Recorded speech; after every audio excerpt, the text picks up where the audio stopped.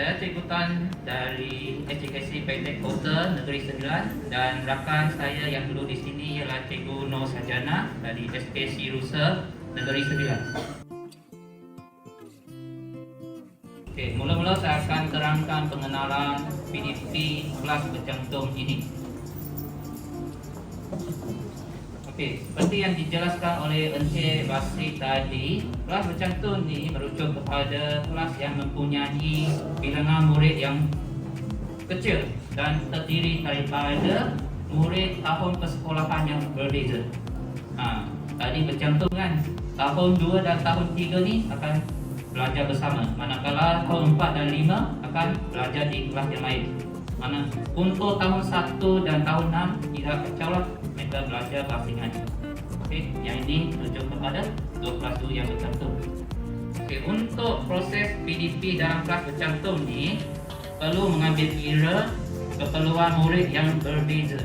Apa yang beza di sini ialah 3 aspek ni: kebolehan, minat dan tahap pemikiran murid yang berlainan. Oleh itu, kaedah pengajaran pelbagai grade ni, yang ketiga ni, perlu diambil kira oleh cikgu lah dalam PDP kelas bercantum. Secara umumnya PDP pengajaran pelbagai grade ni terbagi kepada 3 di sini, iaitu pengajaran kelas, kumpulan dan individu. Untuk melaksanakan 3 cara ni nanti akan dijelaskan oleh rakan saya lah nanti sekejap lagi. Strategi PDP dalam kelas bercantum, dia akan menggunakan konsep 5P. 5P ni biasa digunakan oleh cikgu dalam kelas perdana lah. Yang 5P ni iaitu penggabung jaringan, penyerapan, penggayaan, pemulihan dan penilaian. Ini biasa digunakan dalam kelas perdana. Dia juga boleh digunakan dalam kelas bercantum. Untuk konsep 5P ni, cikgu boleh ubah sesuai berdasarkan keperluan murid. Yang saya faham, biasanya sekolah SKM untuk kelas bercantum, murid ni akan lemah lah. Cikgu cuba sedaya upaya untuk membantu mereka mencapai objektif pembelajaran mengikut tahap pembelajaran mereka. Ketika merancang proses PDP kelas bercantum ni, terdapat 7 unsur kepelbagaian murid perlu diambil kira oleh cikgu. Yang di sini saya akan seranaikan 7 unsur ni, termasuklah umur, kebolehan, tahap perkembangan, latar belakang murid, pengalaman, motivasi dan minat pembelajaran murid-murid.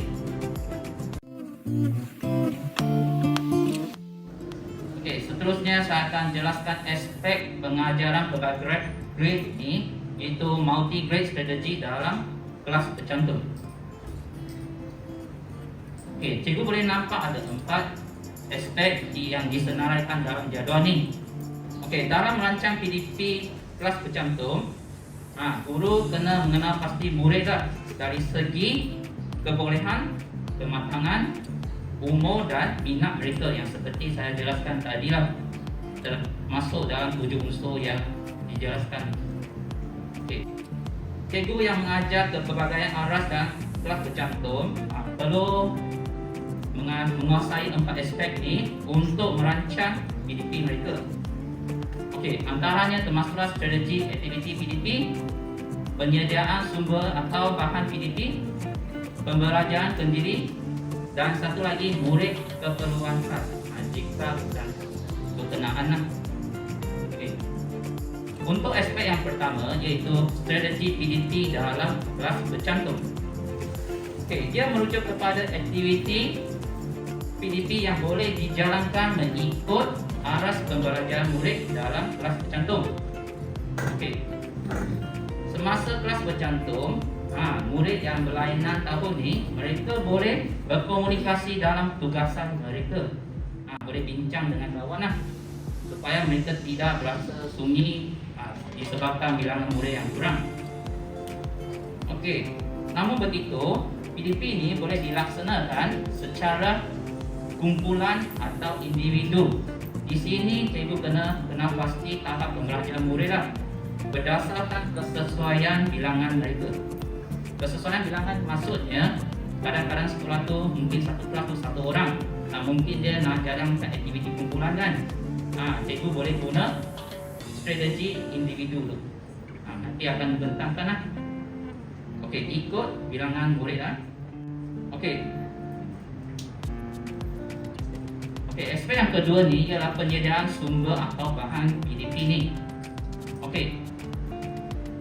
Berbagai bahan dan sumber PDP ni, dia dapat memberi cabaran kepada pembelajar murid yang berbagai aras.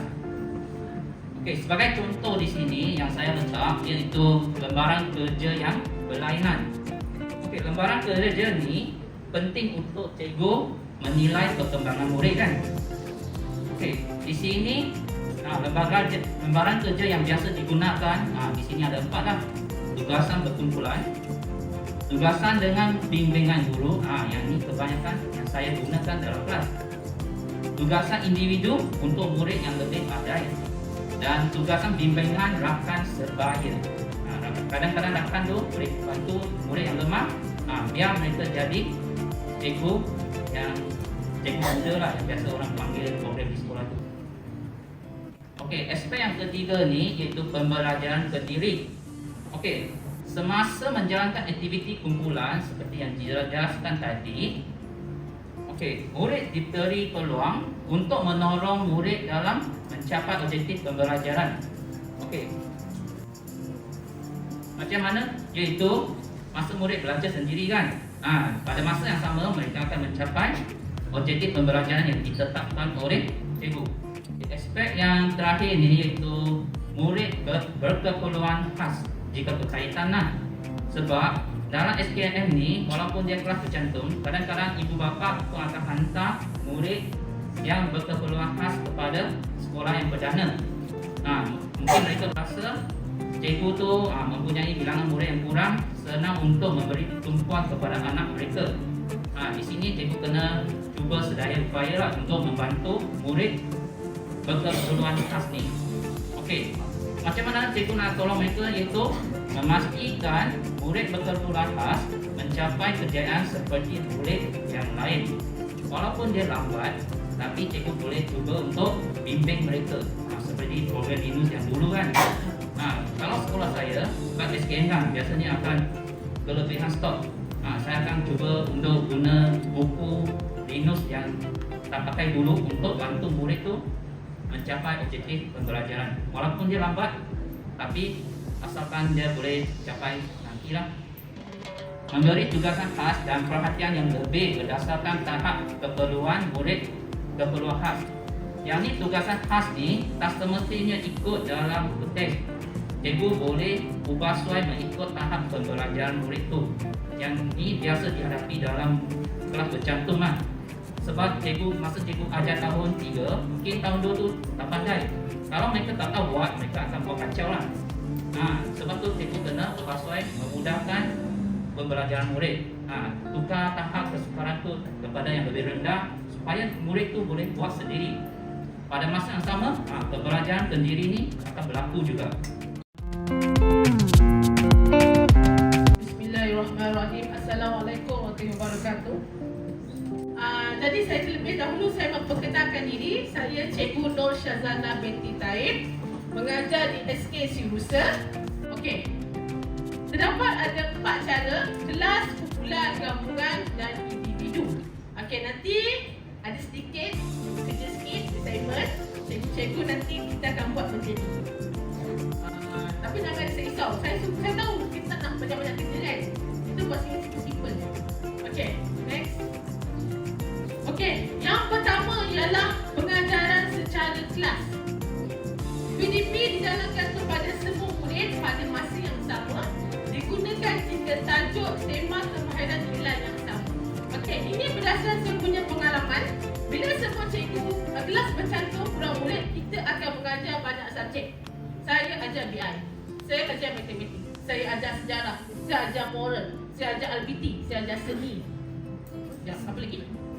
Banyaklah, 7 atau 8. Jadi kalau khusus subjek di SKP, memang muka kita je. Memang lebih 30 hari berkhusus. Dan kita akan tahu lebih banyak maklumat. Cuma kalau pencerapan memang kita subjek-subjek tu kalau ada nasir datang dan sebagainya, dia akan tanya nak subjek mana satu nak kena cerap. Saya kata saya nak sejarah, no, cikgu kena cerap bahasa Inggeris. Tiba-tiba saya kena cerap bahasa Inggeris. Cerapan. Okey, itu secara kelas. Masuknya cikgu-cikgu, contohnya saya sebut moral lah. 2 dengan 3. Okey, murid saya tahun 2 orang contoh, tahun 3 ada 3 orang, 5 orang. Buat je aktiviti sama sebab nilai itu sama. Cuma tapi kita RPH kena ada 2. Nanti penceramah lain akan tunjukkan macam mana bentuknya. Jadi kita ajar sama cikgu, contoh cikgu kita ajar 5 orang tu serentak. Seperti mana yang kita sebut, bila tahun 2 dah belajar awal, bila dia tahun 3, dia sendiri akan jadi cikgu. Cikgu, saya dah hafal cikgu. Yang apa cikgu ajar tahun lepas tu. Dia punya memori ni memang akan masuk. Memori dia. Dia akan nampak sebab sebelah kan dia nampak kan. Okey? Yang kedua ialah pengajaran secara kumpulan. Jadi cikgu, kalaulah macam dulu sekolah saya 17 orang murid. Okey, kami ada 8 guru. Jadi bergantung kepada kelas tu. Kalau kelas tu ada ramai, cikgu bolehlah buat beberapa kumpulan. Kemudian kita ni STM ni kita kena sesi aktif. Kejap pergi ke sini, kejap pergi bulan ni, lepas tu patah balik, lepas tu patah balik. Memang itulah kita punya guru-guru kelas macam tu. Kita akan sentiasa bergerak. Okey? Jadi gila-gila setiap kumpulan itu dapatlah bimbingan daripada guru tu. Okey, next. Okey, secara gabungan. Ini kaedah-kaedah yang cikgu boleh gunakan. Okey, kaedah gabungan ni ada 3. Tahun persekolahan, kebolehan yang sama, pelbagai kebolehan. Okey. Okey, tahun persekolahan ni maksudnya 2 dengan 3 satu kelas. Okey. 4 dan 5 satu kelas. Contoh, saya ajar sejarah. Nampak tak? Saya ni semua subjek saya ajar. Saya ajar sejarah. Tahun ada cikgu sejarah sini, tahun 4. Tiba-tiba semua tak ngaku ni. Jangan. Tak apa, kita jangan takut. Okey? Sebab kalau cikgu saya nak bagi tahu kenapa ajar sejarah tahun 4. Sebab saya salah seorang penulis buku teks sejarah tahun 4. Sekolah guru murid saya itu masuk dalam buku teks. Nanti boleh tengok bila balik. Okey? Jadi tahun 4 dengan tahun 5 amat berbeza. Tahun 4 kita belajar sejarah sekolah. Tahun 5 kita belajar pasal raja. Nampak tak tajuk dia berlainan? Tapi cikgu kita ni cikgu. So, saya kan cikgu sejarah. Saya sediakan dulu bahan-bahan dulu dengan diorang. Kemudian saya ada tahun 4, tahun 5 dia ada buat tak untuk raja dulu. Kemudian saya pergi ke raja, tahun 4 dia dah buat dulu. Dia ajar serentak tahun 4 dengan 5. Itu namanya kelas bercantum. Memang dia agak macam penting sikit kan sebab kita kena ingat 2. Tahun 4 satu, tahun 5 satu. Dia memang kepala kita memang advance lah daripada cikgu-cikgu biasa sebab kita tahu pada subjek. Jadi kita akan selesa bergerak. Dan 1 jam tu kita mula-mula ada tahun 4. Tahun 5 pandang-pandang je. Alah cikgu saya dah belajar dulu.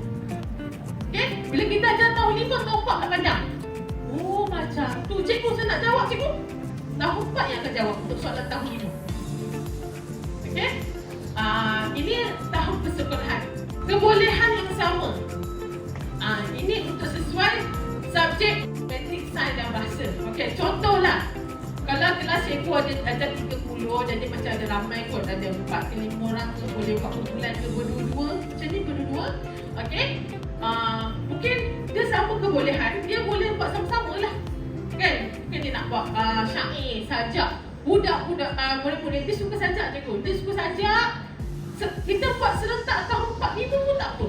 Jadi dia mengikut aktiviti pada kita punya RPH ni. Okey. Kemudian pelbagai kebolehan. Ini contoh aktiviti. Okey. Kalau aktiviti bila nak menghasilkan projek, seorang murid dia pandai melukis. Seorang murid boleh pakai bertukang. Jawab cikgu, kerja-kerja cepat siap.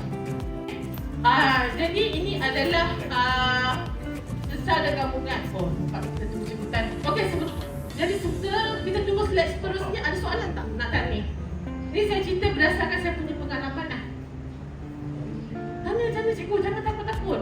Saya makan nasi. Okey, buat.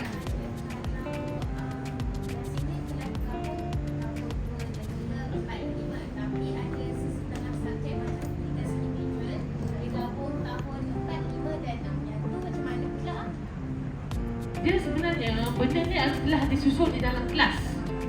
Dalam kelas tu memang tahun 4 dengan tahun 5. Tahun 5 dia ada kelas asing dia tak sambung dengan satu kelas. Jadi bila buat aktiviti, cikgu tahun 4 ke 5 je.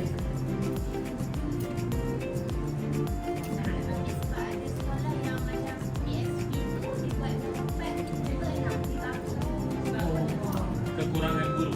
Itu memang ada. Betul. Kekurangan guru. Terpaksa lah. Terpaksa.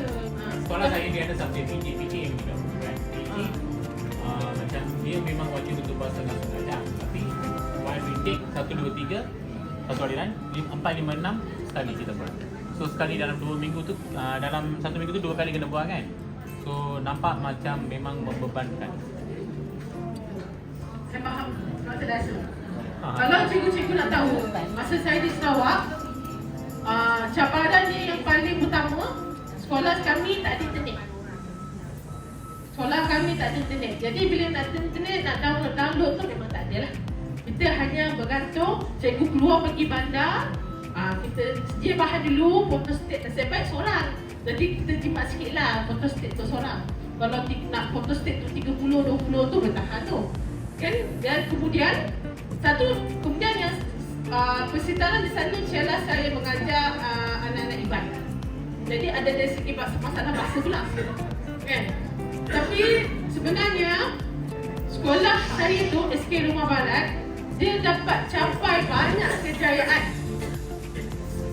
Contohnya baru-baru ni kolej sekolah menengah murid kelas asalnya kelas bercantum dapat top 10 pelajar terbaik tingkatan 2 dengan tingkatan 4. Jadi cikgu-cikgu rasa sebenarnya cikgu-cikgu ada kelebihan. Kita seolah-olah mengajar seperti tuition. Kita janganlah ikut macam kelas biasa salin nota, tiru, no. Kita duduk sini ngajar je. Dia mengajar, kemudian kita bergerak kat sini, kita ngajar sini. Cuma sepatutnya saya kata kita gerak banyak. Budak situnya. Jadi dia kejap tahun 4, tahun 5, tahun 4, tahun 5. Kadang-kadang tahun 4, 5 dia gerak. Sebab kita tak ada aktiviti berbulan kadang-kadang. Sebab ada seorang je. Jadi bila seorang, kami pun bila dia tak hadir, kami duduk kelas. Okey, betul. Tapi kalau dia datang, kita ngajar. Saya pernah dicerap oleh PPD, dia seorang je murid. Jadi isu dia macam mana markah berkumpulan. Saya tak ada markah kolaboratif, saya tak ada markah kolaborasi sebab seorang murid. Tapi kita cikgu, kita boleh ikut kaedah PK21 yang sesuai dengan seorang murid tu. Kalau dia kata markah berkumpulan tak ada, no. Cikgu boleh cakap saya ikut kaedah sekian-sekian mengikut PK21. Sebab takut nanti mereka tak faham kelas macam tu. Dia macam dia ingat macam kena ada lamba-lamba buat aktiviti kumpulan. Kelas cikgu semua seorang. Tahun 2. Dan tahun 3, 2-3 orang. Jadi dia punya fleksibel tu. Yang ni, saya pun sebut tadi pasal individu. Individu ni ialah dilakukan selepas semua murid dah dilibatkan. Jadi kita bila dah bagi selesai, kita boleh bimbing secara individu. Okey, sebab contohlah, saya mengajar tahun 4 dan 5. Bila saya nampak murid tu berkebolehan untuk bercakap, untuk bercerita, saya masuk segala pertandingan dalam talian bagi dia rasa self-confident. Kemudian kita hantar saja murid-murid ni ke pertandingan. Murid saya SKM Johan Nilam daerah, dapat tingkat daerah untuk wakil untuk lawan ke peringkat bahagian. Dia lain sana lain negeri dengan bahagian dengan negeri. Jadi cikgu-cikgu boleh gunakan cara ni membimbing murid secara individu dan efektif sebab ada kelas yang memang murid ni memang sedikit. Kita satu kumpulan 2 orang. Okey. ahli strategi berbagai grade. Yang RBT, RBH nanti pembentak pun penceramah lain yang akan bentangkan, kami akan lebih kepada ni. Okey, tajuk ialah sila padankan SP yang bersesuaian dengan strategi PDP yang diberi. Berikan justifikasi anda. Ingat tak kita ada 4 tadi? Kelas, gabungan, individu tadi. Okey. Tahun 2, ni saya bagi contoh lah. Tahun 2 dengan 3.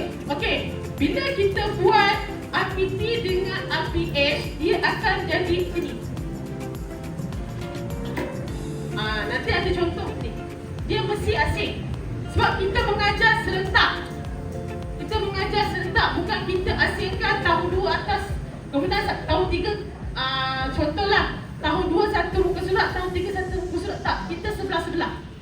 So, mata pelajaran cikgu pilih. Tak kisah mata pelajaran apa. SP 2.11, cikgu-cikgu boleh merujuk dekat internet apa SP yang sesuai. Strategi ni cikgu boleh ikut pilih mana-mana. Saya dah tapi dah senarai dah. Okey, boleh pilih. Kemudian cikgu bagi justifikasi. Kenapa cikgu pilih cara ni? Sebab kami pun nak tahu juga.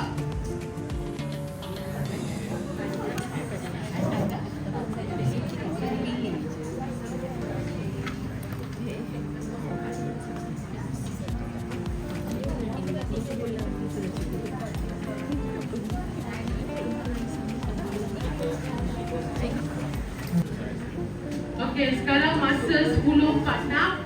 Cikgu-cikgu lukis jadual ini sahaja. Itu sahaja. Dan kami akan pilih secara random. Bila kami nak dengar kenapa cikgu pilih strategi itu dengan justifikasi sebab cikgu pilih. Okey?